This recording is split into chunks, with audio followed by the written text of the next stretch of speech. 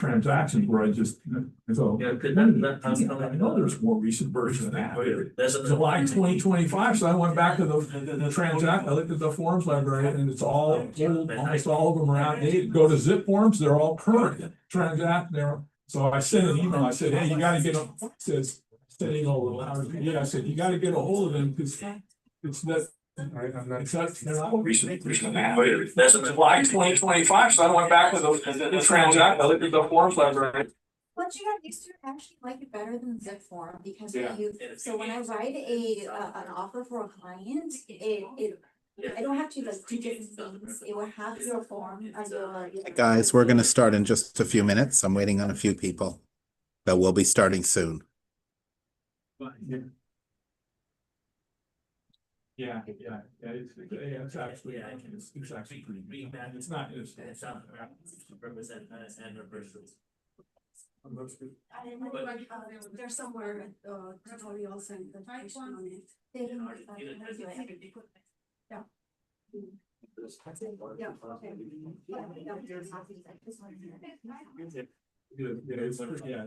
It's pretty intuitive. I want to set up close so we don't bother them. You just have to know, Just waiting on a couple of people. Paperwork or you're signing, you have to make sure you're in the right place to do it. That's listening. That's what we're gonna talk about. I heard a dollar sign on the package, so I downloaded 2025, I said, hey, I need to sign this update. So I got offers coming in. All right. Can you guys on Zoom hear me? Macy, can you hear me? Awesome, awesome. All right, so thank you guys for being here for this class. What we're going to be talking about today is listings. How to handle a listing appointment, how to think about a listing appointment, and how to win at a listing appointment. And we're just going to dive right in and we're going to get right into it and have a good conversation, I hope. 30 minutes. So I appreciate you guys being interested in this today. So what I want to start with is ask a question. What is it about this subject that interests you?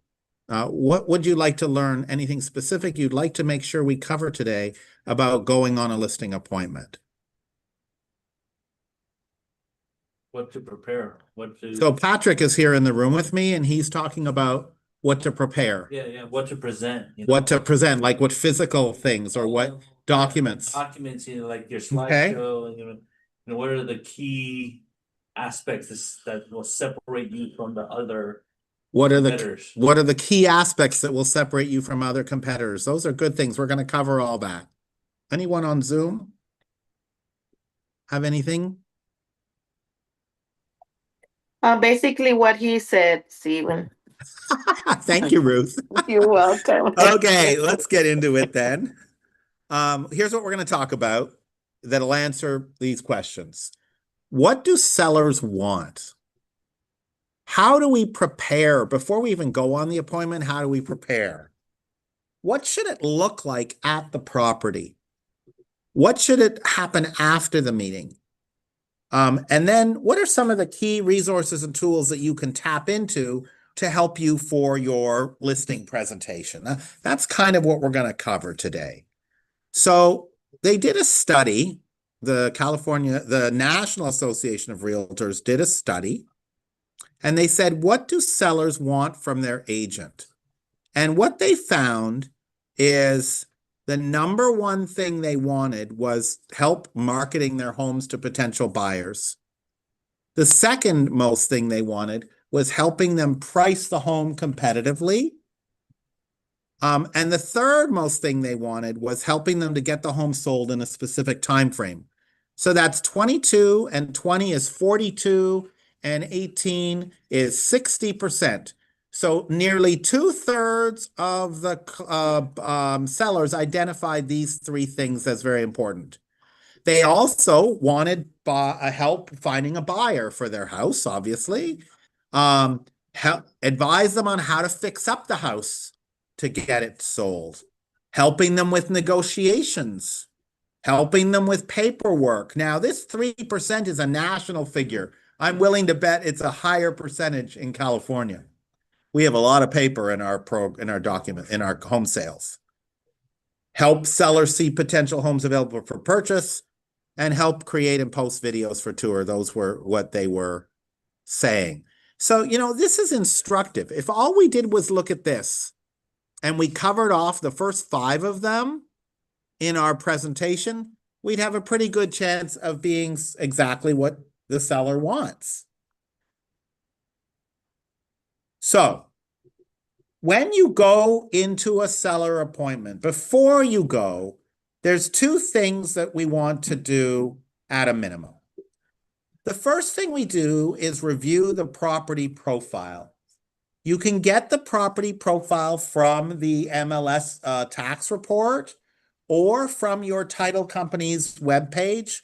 The title company's portal will have a property profile that you can order for free, and also the tax form on the MLS for the property.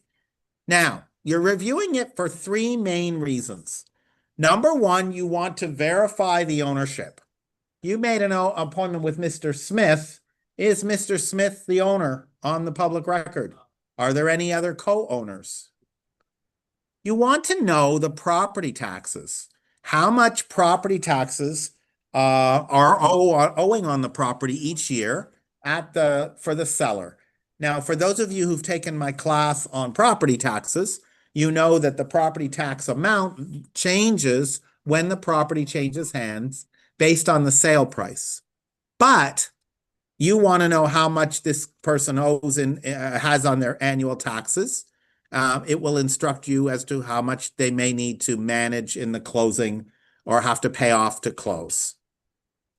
The third thing you want to look at is the mortgage history. So from the property profile, you will be able to see if they have a lien for mortgage on the property, if they owe money on the house. Now, if it shows that there is no open mortgages, does that guarantee that they don't owe money for the house? No. No. Why?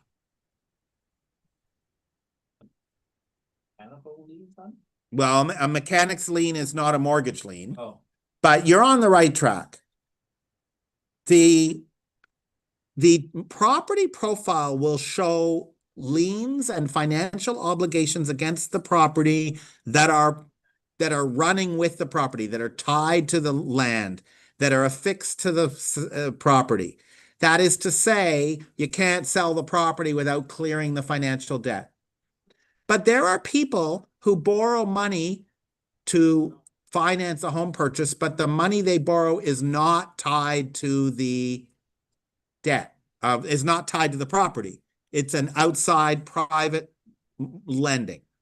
One common example, somebody borrows has a big loan against their stock portfolio, and they borrowed privately with their investment company for their mortgage so they could basically write a cash offer, but they're not in a cash position when they sell the home. Even though there's no mortgage on the title, they still have to pay off the money they borrowed against their assets from their financial portfolio.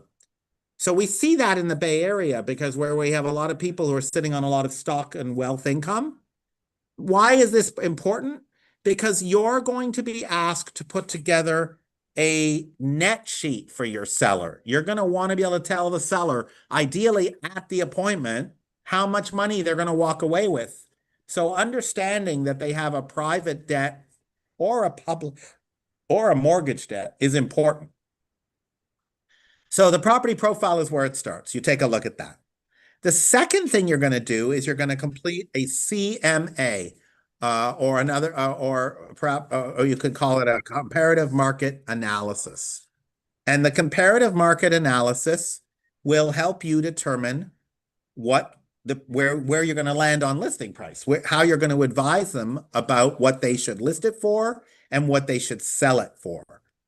Now, you want to do two things in your CMA. Not only do you want to compare like properties, that is to say, compare this 3-bedroom house to other 3-bedroom houses in the neighborhood.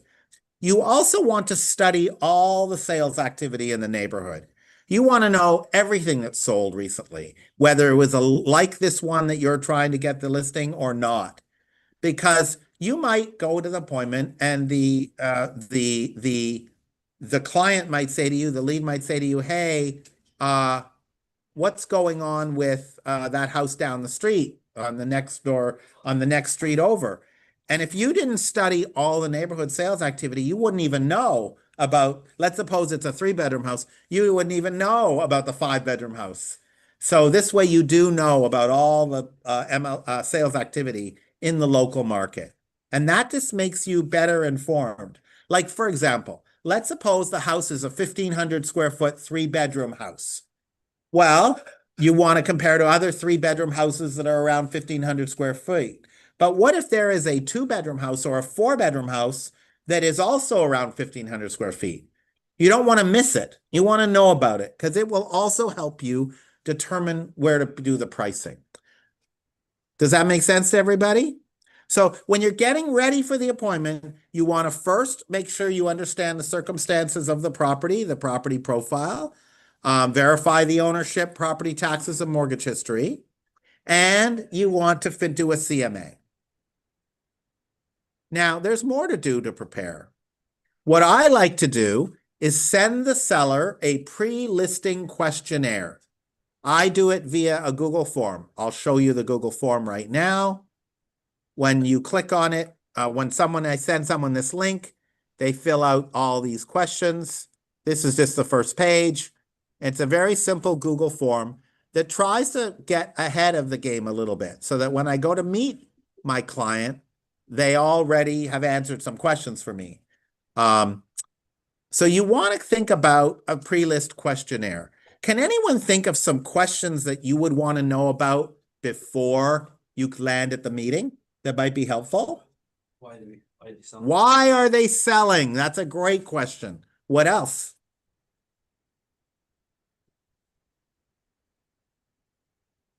What are you looking for? How much you want to sell? How much money do you want to get from the sale? I promise you, they usually have an idea of what they want. Exactly. The layout and what kind of structure they have. Well, you'd already know that from your own searching. You could see pictures you can see what the public record is, but you're onto something. What you do want to ask them is, the public record says this is a 3-bedroom, 2-bathroom with a detached garage. Is that correct? Because sometimes the public record's wrong. Sometimes the public record says it's a 3-bedroom, 2-bathroom, and it's only a 3-bedroom, 1-bathroom, or 1.5. Sometimes it says the garage is detached when it's attached. Sometimes there's an ADU that's been built that isn't reflecting in the public record. So you do want to ask that question too. And there's lots of other questions to ask, like how quickly do they need to sell, right? How quickly do they need the money? Where are they going to go live?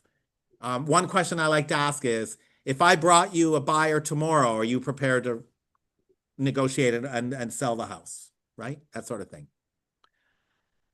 If you have time before the meeting with them, I would order and review a preliminary title report. So all of our escrow companies are title companies as well in Northern California. So you can order the preliminary title. You can open what we call a pre-escrow with the company that manages the escrow. Some of the common ones in our area are Chicago Title, Fidelity Title, Old Republic Title, First American, WFG. There's a bunch of them. And you can call your title escrow officer and say, can I get a preliminary title report? Even before your client has signed the listing. And with that preliminary title report, you can verify all the liens, all the easements, if there are any, anything on title that's relevant that you need to ask your seller about. For example, a very common item on prelims is solar panel lease. Okay, you want to know about that before you go on the appointment. You want to verify, is it owned, is it leased, Are you prepared to buy it out so that you don't have to negotiate a lease when you sell it? All kinds of things like that. If you want to know more about how to review a title report, on my coaching channel, there is a whole class on preliminary title reports. So you can learn about how to review one. When you are doing the pre-listing, or when you are talking to the person before you meet with them, you want to verify ownership. This is very important. All of the decision makers, whether they are owners or not, and the person who needs to sign the contract need to be present at the appointment. So sometimes you will have a situation where the property is owned by Bill Smith, but you've been talking with Bill and Joanna. You've had all these phone calls, maybe just with Joanna, but Bill Smith is the owner, it's her partner, and maybe you've never even talked to him yet. Both of them need to be at the meeting, even though only one of them may be the legal owner. And that's really important, because you don't have a valid agreement if not all the owners have signed it. That's very important. It's not a valid contract. So I recommend that based on your research, you actually prepare the listing contract and all the listing paperwork and take it with you. Take it with you so that you can fill it out with the price and the start and end dates in pen, old-fashioned way, and have them sign it at the end of the meeting. If you want to know more about what the listing contract looks like, it's called the Residential Listing Agreement, or the RLA. We have a class on the agent portal that's part of the new agent training called Residential Listing Agreement, RLA. So I would watch that class again, or if you don't remember it, so you know how to fill out that form with your seller. Also, when you are getting ready for this appointment, you should prepare a draft marketing plan. If you know enough information, do they want to sell it as is? Do they want top dollar? If you already know, or even if you don't, put together a plan of how you would market the property. How would you advertise it? How would you prepare it for sale under different scenarios? And then it's always nice to have, especially if they're first-time sellers and have never sold a property, a digital or a printed, or both, seller guide that covers some of the key things sellers should be thinking about when they sell a home. The good news is you don't have to create the seller guide from scratch. Keller Williams will provide it for you and will customize it for you using the marketing tools we have at Keller Williams. Oops. Okay.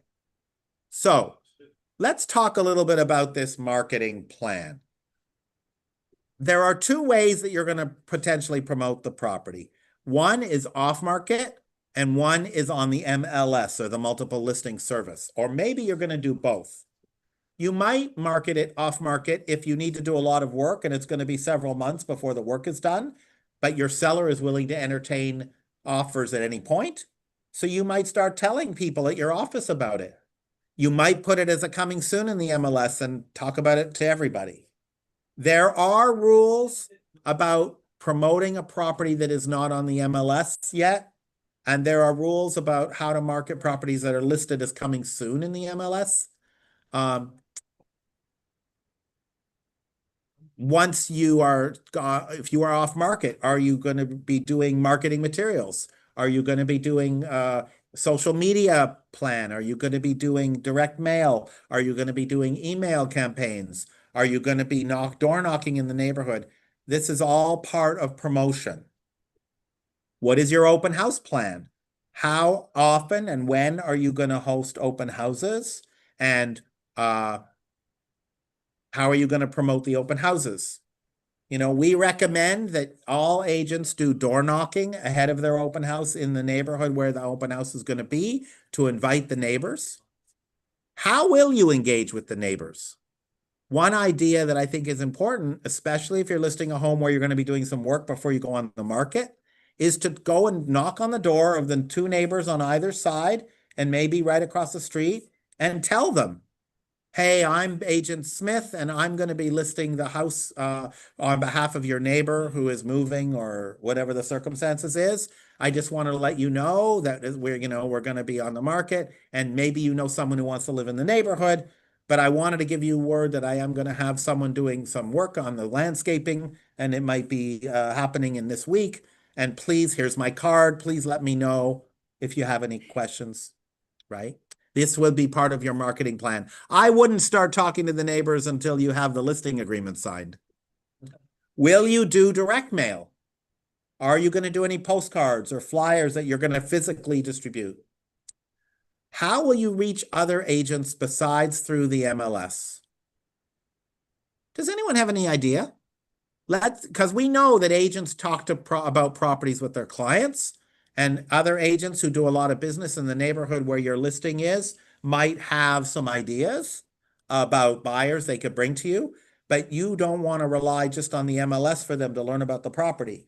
So how would you reach them? I would say go to the networking, and it's just like, our office, that we can promote it within the agent's network. That is a great idea. So what Macy said was go to the networking, go to your team meetings, go to networking meetings of your local association and promote the property there. That's a very good idea. I have something a little more old school. Why not just text or phone the agents? What would it look like if you did a search on the MLS for the last 3 months or 6 months of sales in the immediate neighborhood, and every agent that represented a seller and every agent that represented a buyer, you were to reach out to them and say, hey, I have a listing coming up in the neighborhood. Let's suppose there's a neighborhood where there's an agent or two that dominates, and your research shows that there's these 2 agents that are totally killing it in that marketplace.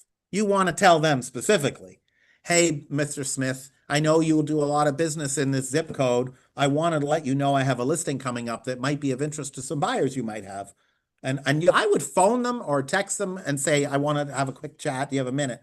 So that you actually get to know who they are. They get to know you. It's far more impactful than just sending an email blast. Because we do have a service where we send an email blast of your listing to all the agents in our market. But if any of you have been in the business more than a month, you're getting so much of that crap, and it just goes into your unimportant email folder and you never read it. But I would phone them or text them and call them directly if you have a property that's in their network where they farm, right? Another thing you want to think about is how are you going to receive offers and review them? In our areas, there's basically 2 main strategies. One strategy is offers as they come in. You go on the market and you tell the buyer's agents, offers reviewed as received is the typical language. Send me your offer, right? And so that's pretty straightforward. And every time an offer comes in, you share it with your seller and you talk about it and you decide how to respond to it. Remember, your seller only has 3 options when they get an offer. What are the 3 options for a seller when they get an offer, by the way? Who knows? Accept. Accept is one.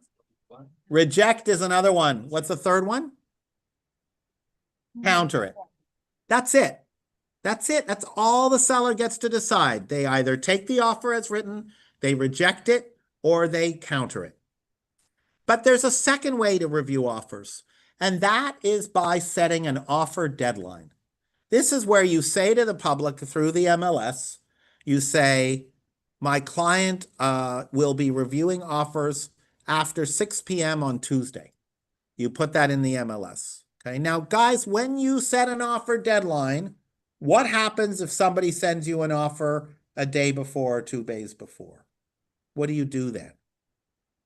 You can review it, right? Your seller in the listing agreement will tell you how to do it. There's a section in the listing agreement where we ask the seller, do you want me to send you offers as I get them, or do you want me to hold them? And in most circumstances, we tell the seller to say, let us review them when they get them. Because what if the offer they get is super, super strong and they don't want to wait for the offer deadline anymore? They just want to take that amazing offer. So you have a professional problem then. If you've published on the MLS that offers are due Tuesday at 6 and you get a great offer on Sunday night, what do you do? Can't you put on the MLS, the seller reserves the right to accept? Yes, yes. If you are going to put an offer date in the MLS, you should add the sentence, subject to your seller agreeing to this. Seller reserves the right to review preemptive offers, to consider preemptive offers. They're considered preemptive if they come in before that deadline. That takes you off the hook. But I would do something more. If I got in an offer on Sunday night, I would send an email text to all the agents that looked at disclosures and showed the property and that might have looked at it on the MLS, and I would say to all of them in a mass email, I know we set an offer deadline of Tuesday at 6, but we have received a really, really strong offer tonight. So if you want to be a part of this, get your offer in by tomorrow at noon. I would do something like that. And what if you don't? Then I'm going to accept the offer that came in Sunday night. But what about if you're another? Oh, if you don't do that? Yeah. If you don't, well, then it's kind of not fair, right? There's Yeah. kind of a nastiness to it. If you publish a deadline and then you don't honor your deadline, that's the problem. So publishing a deadline has a risk if you're not going to wait for it. So this is why you have a discussion with your seller beforehand about, should we wait or should we look at preemptives? Because sometimes preemptive offers are there just to cut the line, not necessarily they're going to be the best thing you get. The best thing you get might come on offer deadline day.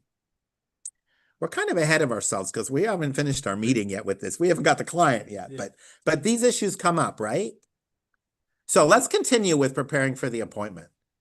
I want all of you to prepare a seller net sheet, and I want you to have a draft one ready to go even before you meet with them.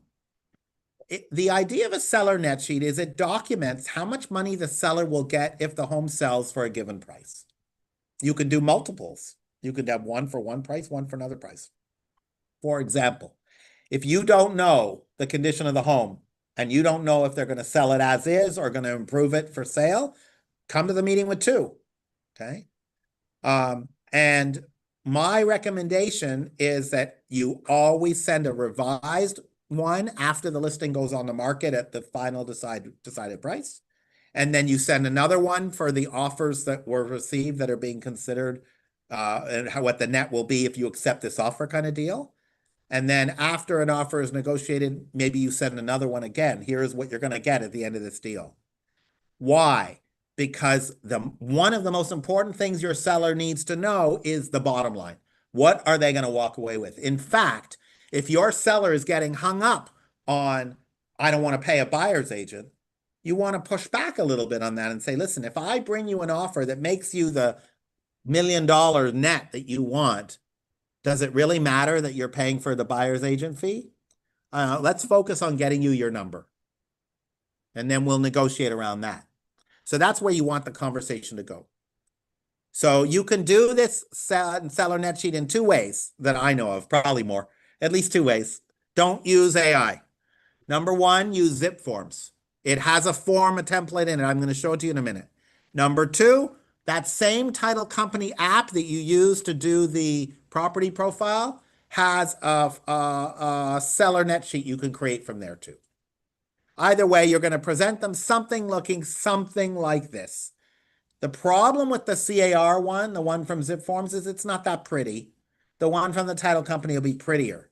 But if you look at this on, this is a sample of the one from Zip Forms. And you can see expenses on the left-hand side, and you can see estimated seller proceeds on the right-hand side after mortgages are paid off. It's just an example. It's just a fake example. Now, also preparing for the appointment. Drive by the property before your appointment, ideally a day before. Don't just go to the appointment, okay? Drive the neighborhood. Check out what else is going on there. What is the house's view like? What is going on across the street? What's going on around the corner? Is there a park? Is there a public school? Is it heavy with traffic or light with traffic? Is it feel safe to you? Does it have a vibe? How close is it to stores and shops and amenities? I recommend that if there are listings on the market that are nearby, Go look at them. If they're vacant and easy to look at, go make that same day that you're doing the drive-by, go look at some of the other properties that are available right now that you're comping. If a property's pending, do your research about the pending property before your appointment. If there's still a sign in the yard, your seller who lives in the neighborhood might want to ask you, what did it sell for? So you phone the listing agent or buyer's agent and say, how much are you in contract for? Sometimes they'll say, I can't tell you exactly, but it's over asking, or it's less than asking, or whatever it is. Phone both the buyer's agent and the listing agent. And before you go to the appointment, you have 4 main things you're going to want to practice talking about so that you don't stumble over your words at the meeting. Issue number 1, seller wants to list it higher than the market. You show them the comps and they say, well, I still really want 1.2, even though the comps say it's only worth $1 million. Number 2, seller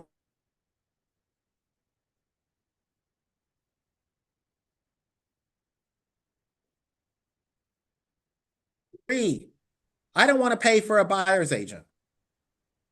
What do you say? How do you have that conversation? What is your marketing plan? That's another thing that we want to be able to talk about with comfort. And this takes practice. So make the time to practice. It'll allow you to do better. Oh. Before you go to the meeting, this is very important. The day before your meeting, text or call the client and say, okay, we're still on to meet tomorrow at 2. Just confirm it. Text is fine for that. Plan to arrive 15 minutes early so that if you hit bad traffic or something goes on along the way, you're not going to be stressed. Don't be late. They will hold you. Most sellers, even if they say it's okay, will already be judging you. Remember, this may be the most important asset they own. We may be talking about millions of dollars of value here. Take it seriously. And by the way, I always recommend you take one last look at the MLS or at your alerts to make sure you don't miss any new property that came on the market since you actually did your CMA maybe a few days earlier. It's always a good idea to do a last-minute check. All right. So you get to the meeting. There are some things I want you to do. The first thing I recommend you do this first is a property walkthrough. Go walk through the property inside and out. Try to walk all the way around the structure if it's a single family structure. If it's a condo, make sure you go see the pool and the garage area and the common areas, the shared areas. Make sure that you have an understanding of, size and space and layout and all that good stuff. When you do this, some agents prefer to go by themselves and not have the owner go with them, and others want the owner to show off the house to them. I'm not really that fussy. I tend to take it as how it feels when I'm there. But I want to ask you guys, what are we looking for? When we go to view the property inside and out, what are we trying to get a sense of? Useful area. The useful idea? What use? Right. Oh, how much of the space inside is usable? Yes, absolutely. What else? What are we looking for? We want to look to see if the property is upgraded or not. Yes, we want to see what kind of upgrades are there. Yes. What we're trying to do is get a perspective as if we were a buyer. What catches our eye? What things that catch our eye are eyesores that don't look attractive that we'd want to deal with? Do we see any obvious signs of damage? Water leaks, damaged flooring? Do we see obvious signs of neglect? Do we see things that look like they were from the 1920s? That orange shag rug has to go, right? We're looking for things that will detract from buyers liking the home. We're also looking for things that we like. We should be thinking about, oh, that's a marketable feature, the vaulted ceiling. Isn't that lovely? The beautiful swimming pool, the little peekaboo view of the bay or whatever it is, right? You want to look out all the windows, by the way. Don't miss go looking out the windows when you do your walkthrough to get a sense, right? At the property, it's very important for you to have a discussion with the seller about their needs and priorities. Excuse me. We're going to talk about that in the next slide. Your understanding of the seller's needs and priorities is going to guide all the rest of your decisions. Share your marketing plan with the seller. Clarify the terms of the sale. We talked a little bit about it. You know, potentially paying a buyer's agent, offers, offer review, buyer love letters, all the stuff that's in the contract. How long what you're gonna put the price on the market for, you know, what you're gonna, your commission, all that stuff. You're gonna review the paperwork, ideally right then and there, including that seller net sheet we talked about, and hopefully get it signed right then and there. It's okay if you don't get it signed right then and there if it's non-competitive. But if you're up against 3 or 4 other people, you need to really push to get it signed right away. But you will encounter situations where you're the only one. It's your friend or family. They're not interviewing anyone else. If they don't sign it right then and there. And you always have to remember to be a fiduciary. You want them to understand what they're signing. Never pressure them to sign it without reading it. That is not professional. Make sure they understand what they're agreeing to. So I wanted to talk about seller needs and priorities. All sellers want the highest price, or what we call top dollar. They want it to be sold fast. They want their money fast, usually. And they want it with the least inconvenience. Your job is to help them to understand that they're not going to get everything of this 3 and helping them to prioritize it. So for example, why wouldn't they get the highest price if they want the fastest sale? Because in the fastest sale, you're not going to do anywhere near the amount of work on the property to make it look beautiful. You just want to get it on the market fast because they want their money fast. They're definitely not going to get highest price. Let's suppose they live in the property. They don't want to move out until it's sold because it would inconvenience them. They are not going to get the hot top dollar because properties that are staged and they can typically get more showings and sell faster and for more money than homes that are owner occupied. So your job at this meeting is to help them understand these trade-offs and help them decide, because they are going to be, most of my sellers have been really struggle with this. Stephen, I want all 3. Well, if you had to pick one that was less important, and most of them say least inconvenience, they're willing to be inconvenienced a little bit to get top dollar because it's real money involved. And then when they say they want top dollar and they say, yes, I'm prepared to move out. Yes, I'm prepared to have you professionally stage it. Yes, I'm prepared to do the work inside to make it shine and outside the landscaping. Okay, so you understand that that's all going to take some time. We're not going to be on the market in 2 weeks. You haven't even moved out yet. It's going to take us a little longer for you to get top dollar, right? And one of the things you want to talk about is what is the difference in price that they should expect if they sell it fast and don't do a lot of work or still living in it versus what are they likely to get for top dollar? And they're going to need to do the financial consideration. Is it worth it for them to put money into the property? Is it worth it for them to get it sold fast because the differential is higher or lower? And every situation is going to be different. But this slide, guys, this is the most important discussion you're going to have. And the more you listen carefully to them and what their needs are, the more you will be able to support them effectively. Anyone have any questions about this slide? Okay. Remember that the marketing plan that you so carefully put together is going to be impacted by that previous slide. It is going to be impacted because you're going to learn stuff that you didn't know when you get to the property that is going to impact your pricing, your marketing plan rather. You need to have a plan of how you're going to modify your plan. You need to you're going to need to think about, okay, They don't want to get on the market in 2 weeks. They want top dollar. They're moving out. We're going to be doing all these things. How does that impact my marketing plan? Am I going to do more off-market promotion? Am I going to be sitting tight on it until it's ready for market? All those types of things. Who are the contractors that we need to bring in? Maybe we need a general contractor. Who are the stagers? Who are what other people do we need to bring on board? Maybe you want to do a special inspection for some form of the house that might be an issue. If you're selling in some communities, you have to be concerned about sewer lateral. You have to be concerned about sidewalk ordinances. It depends on the community where you're selling.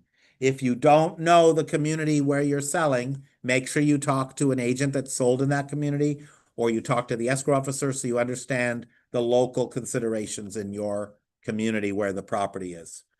By the way, I often talk in the classes about why it's a difficult decision to agree to list a home for sale in a market that you don't live in. This is one of the reasons, is that you may not be aware. Let's suppose you have a friend who lives in Stockton and you're going to help them sell their house because they want to work with you because they're your friend.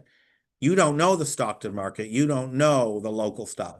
So given that they're going to go with an out-of-area agent instead of a local one who knows that market, it's your job to learn what you need to talk to your colleagues in that market and escrow officers, and make sure you know the local considerations.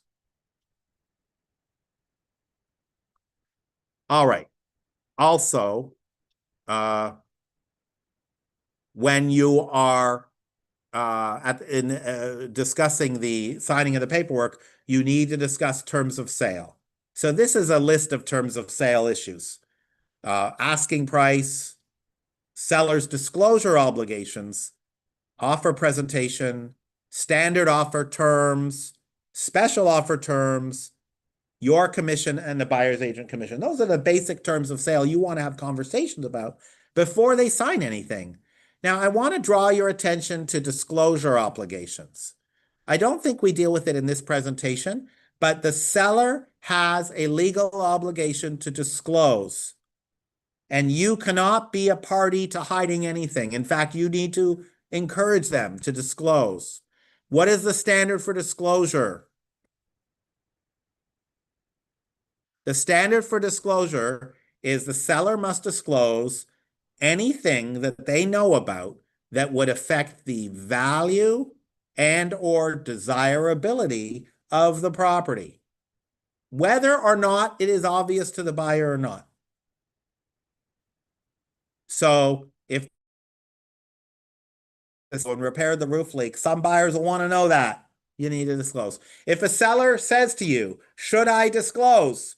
The answer is always yes. Okay. So make sure you review seller disclosure obligations at this meeting. We have a form for that. It's not here, but it's called the Disclosure Information Advisory. And it has 2 pages of instructions for sellers about how to complete their disclosure package.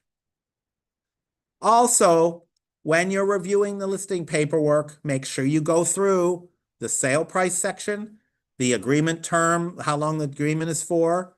What is the maximum length of a listing contract? What's the maximum amount of time? So you guys may be aware that a buyer contract can't be more than 90 days. How long can a listing contract be? 2 years. 2 years.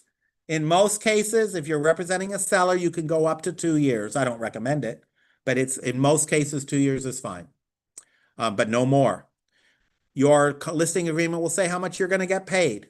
It will say about personal property that is being left at the property, like a washer, dryer, fridge, standalone microwave ovens, stuff like that.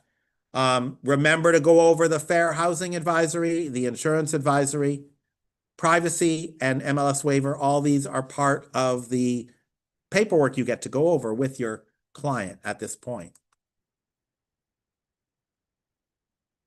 Remember that this is a really big deal for not just for you, but for them. Okay. For many of them, this is their life savings tied up in this house. So be understanding and patient and discuss all objections. Even if you need to set another meeting, don't be rushed. Don't make them feel rushed with you. Consider what you're going to say when they say, we want to read the paperwork, or we still have to interview several other agents. How would you respond to those questions? Okay. How would you encourage them to work with you? Because these two questions mean that there's something unanswered. There's something still in their mind. Because if you did a great presentation, you answered all their questions, you'd think they just want to sign with you. So if they're still not ready, there's a question, right? What do they think is going to be better? What do they think is going to be better if they interview the other agent? What do they think they're going to find in the paperwork? Not that we don't want them to review it, but these answers are usually an indication that there's something unsettled, right? If they really push you to list the property too high, don't take the listing. Okay, now that's a really hard thing for me to say. So you have someone who wants to list it too high. You are 95% certain it's never going to get that price. Should you still sign the paperwork? My advice is avoid it. Better to not take a listing that won't sell for that price than to take a property that's going to sit on the market after you do all this money in marketing and it doesn't go through. So I recommend you don't take listings that are overpriced unless the seller agrees up front to lower the price when it doesn't sell. You know, some people build it into their listing agreement. If it doesn't sell within 30 days, you agree to a 10% price reduction. That's sometimes hard to get sellers to agree. I had a seller who wouldn't sign that clause. They scratched it out. They didn't want to sign that. They said, I'm ready to sign your listing agreement, Stephen, but I don't want to commit to a 10% price reduction after a month. The other thing I want to remind you is that you are not discount brokers. We are not some of these other companies that will do it for 1% or anything. Each brokerage, your brokerage has a minimum commission that was part of your onboarding paperwork, and you can't go below that. My recommendation is to start in your paperwork above that. I recommend you start at 3% or 3.5% and work down. And if you're going to negotiate, go down from a point where you're not going to go up against the minimum of the brokerage. All right. Appointment happens. It's over. Send the seller a thank you note. Okay. I think there's nothing stronger than handwritten note cards. Mail it to them or drop it in their mailbox when you leave or something. Send them a little note. Send them a little thank you note card. Ideally, if you don't do that, at the very least, send them a nice email. Okay. Once they've signed the listing, then you're going to get to work. You're going to order the preliminary title report if you didn't do it yet. You're going to connect with the transaction coordinator at your office and your team lead, and you're going to prepare a disclosure package for them to start getting ready to sign. You're going to send them a marketing calendar that shows all the activities that you're going to take that are going to happen before you go on the market and while you're on the market. Start working on your marketing materials, ordering photography, for example, ordering professional staging. Maybe you're going to order pre-inspections. Maybe you're going to find a painter and a plumber and an electrician. All that stuff happens once the listing is signed. So I have some resources for you here. The first one is comp tools. So you have your MLS. You can always prepare comps through your MLS. There's a tool that most of our MLSs have called Cloud CMA that prepares a very pretty market analysis for your clients. You can also use RPR for this, Real Estate Property Resource. All of these are included or free with being with the brokerage. You can buy third-party tools or get them from your lender, like List Reports, that will help with CMAs as well, but some of those cost money. Zip Forms is what we use for the contracts right now. So Zip Forms is an important tool for you. That's where you get the contracts, the disclosures, documents, and everything. You can prepare your seller guides, flyers, postcards, other marketing, digital marketing material using the Keller Williams portal, the marketing department at your office, and or Procasa, which is our marketing division. You may need to find out what legal disclosures the seller is obligated to fill out, especially if it's an unusual sale, like a probate or a trust. So the KWA portal has a section on legal and compliance. And legal and compliance is where you'll find specific disclosure advice. I'm selling a single family home and it's a trust sale, and the trustee lives in Maryland, and the family member is in assisted living. What does the Maryland trustee, who is the seller, have to disclose to buyers? What forms are legally obligated? We also, on that section, have advertising guidelines.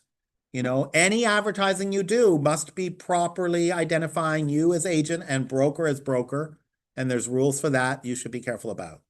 And then finally, HomeLight or DIO, Disclosure IO, though that is the same tool, and that is how we manage disclosures and offer management. It's pretty, in the Bay Area, it's pretty common now, and this website allows you to see all the disclosures in one place and allows you to manage offers coming in. You can also get offers via email, but it's becoming less common. So that's a lot of material. I wanted to make sure I left a few minutes for questions. Are there any questions? Yes, I have question. Okay. Actually, you know, for the listing presentation to the client, actually, you know, I came across one time is I went to see the house and then, you know, they ask you what is the upgrade and all that stuff. You do the walkthrough. And the other thing is I noticed that they just ask you for information, you know, the input. And then once you complete all the presentation material for them and, you know, and ask them if they want to sign. And yes, of course, they want to think about it, but how soon shall we follow up with them? That's one thing. And two, do we give them, you know, like feedback, you know, what they might want to consider to upgrade? Yeah, those are two great questions. So the first thing is, if they're not prepared to sign right away and they say they want to think about it, I would push them to tell you, tell them to when are they going to decide, right? You know, and I would also make a point of telling them that you're ready to get work for them. You're ready to get to work for them, but you can't do anything until they sign.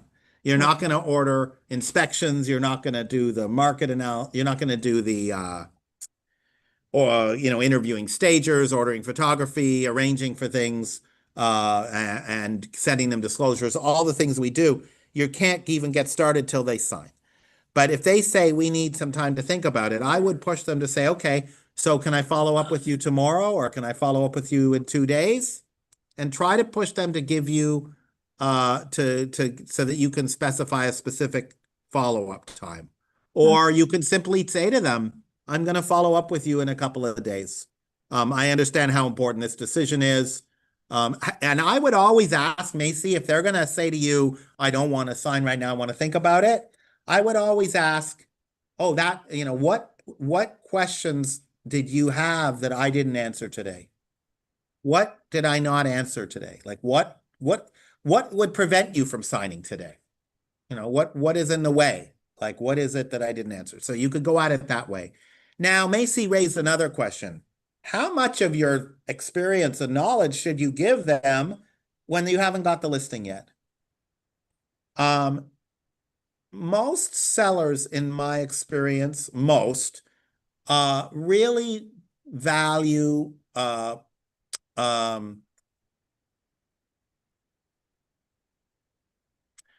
shall I say this? In my experience, I have never felt like of a hoarding nature. Like I've never felt like I wanted to hoard information. I've usually tended to lean less in the confidence that they're going to ultimately hire me anyway. There are certainly plenty of agents who hold stuff back, you know, like for example, maybe instead of presenting the marketing plan, you present a really draft, skimpy kind of outline of your marketing plan. and saying, you know, agents who hire me, I'll do a custom marketing plan based on having met you. I can't do a marketing plan now because I was just meeting you. You know, if you're walking through the house and they want you to tell them, should I use yellow or green here? You know, that is something that's an individual choice, how much you want to give them of your interior design expertise. But if you're concerned that they're just going to use you, then, you know, maybe you're cautious about telling them stuff that you couldn't present later, and say, once you hire me, I will present you with my entire template of, you know, design options or something like that. But you're right, Macy, it's a difficult thing sometimes. Me personally, I tend to over contribute ideas, because my feeling is that I'm trying to impress them with my skills, which are more than just the recommendation for the kind of floor they should put in, right? Also, I'm not an interior designer. I don't do a ton of flips, so I wouldn't even call myself, that's not where my personal selling proposition is. But if you're really an investor flipper and you have experience knowing how to set a home up, maybe you are more cautious about sharing, oh, I think we should put in LVP here versus hardwood flooring versus something else. Mm. Anything else? Did I answer your question, Macy? Yes, you did. Thank you. Anybody else have any questions? Okay, so I have a QR code here. By clicking on this QR code, you can get a copy of this presentation slide deck from my assistant. You just have to fill out a little Google form about today's presentation. This presentation is called Win That Listing. Win That Listing. So it's at the bottom of the Google form list of classes. And we will send you we'll send you the presentation. And I want to thank everyone for being here. I hope it was helpful. Thank you. Thank you.